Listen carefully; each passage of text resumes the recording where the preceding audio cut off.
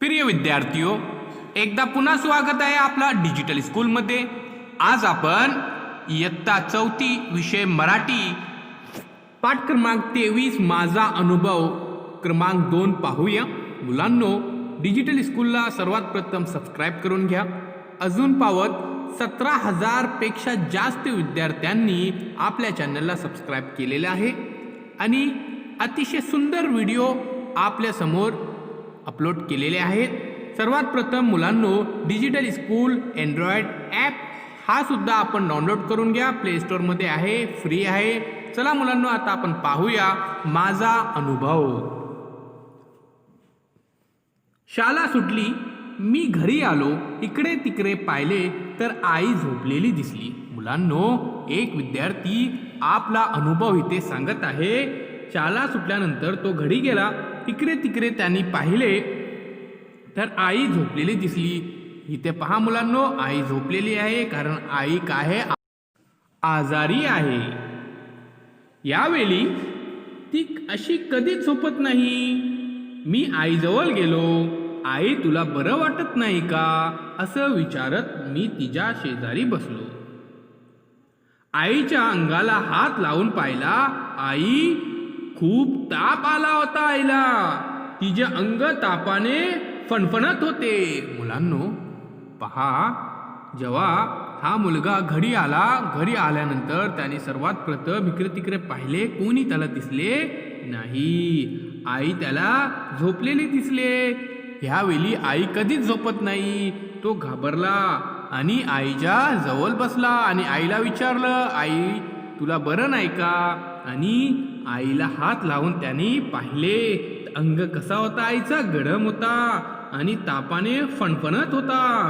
मी लगेच थंड पाणी घेतले, स्वच्छ रुमाल घेतला, तो थंड पाण्यात बुडवला। मी आईच्या कपाळावर रुमालाचे घड्या ठेवू लागलो।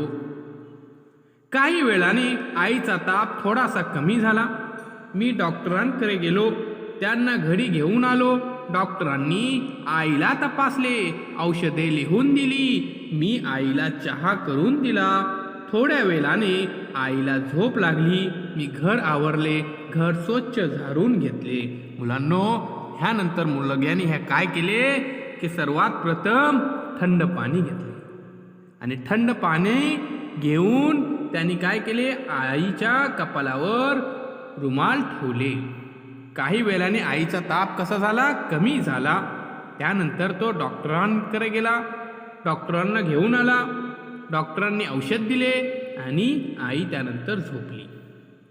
आता मुलांनो, पुढं काय झालं हे आपण पाहूया। तेवढ्यात बाबा आले, त्यांनी डॉक्टरांनी दिलेली औषधे आणली, आईला दिली। आता आईला थोडे बरे वाटू लागले। आई उठून बसली। बाबा म्हणाले, तू उठू नकोस, आराम कर। आईला काय म्हणाले, तू उठू नकोस, आराम कर, जेवणाचं मी बघतो। आईच्या चेहऱ्यावर समाधान दिसले। आईचा आनंद चेहरा पाहून आम्हाला आनंद झाला। मुलांनो, आई किती कष्ट करते, सतत ती काम करत असते, कधी ती दमत नाही, कधी ती थांबत नाही। आता मुलांनो, जसं ह्या मुलग्यानी आईची सेवा केली आहे, तसेच आपल्याला सुद्धा आईची सेवा केली पाहिजे। रात्र दिवस, सकाळ संध्याकाळ आई आपली सेवा करत राहते, ती आपल्यासाठी झटपटत राहते।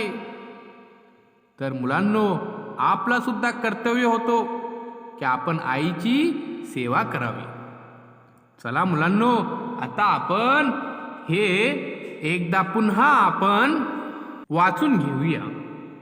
तर मुलांनो, अशीच कथा, आपली कथा सुद्धा, आपला अनुभव आपल्याला लिहून काढायचा आहे। तर मुलांनो, आता आपण प्रकट वाचन करूया। माझ्या संगती तुम्ही बोलायचं आहे। शाळा सुटली, मी घरी आलो, इकडे तिकडे पाहिले तर आई झोपलेली दिसली। यावेळी ती अशी कधीच झोपत नाही। मी आईजवळ गेलो, आई तुला बरं वाटत नाही का असं विचारत मी तिच्या शेजारी बसलो। आईच्या अंगाला हात लावून पाहिला, आईला खूप ताप आला होता. तिचे अंग तापाने फणफणत होते. मी लगेच थंड पाणी घेतले. स्वच्छ रुमाल घेतला. तो थंड पाण्यात बुडवला. मी आईच्या कपाळावर रुमालाचा घड्या ठेवू लागलो.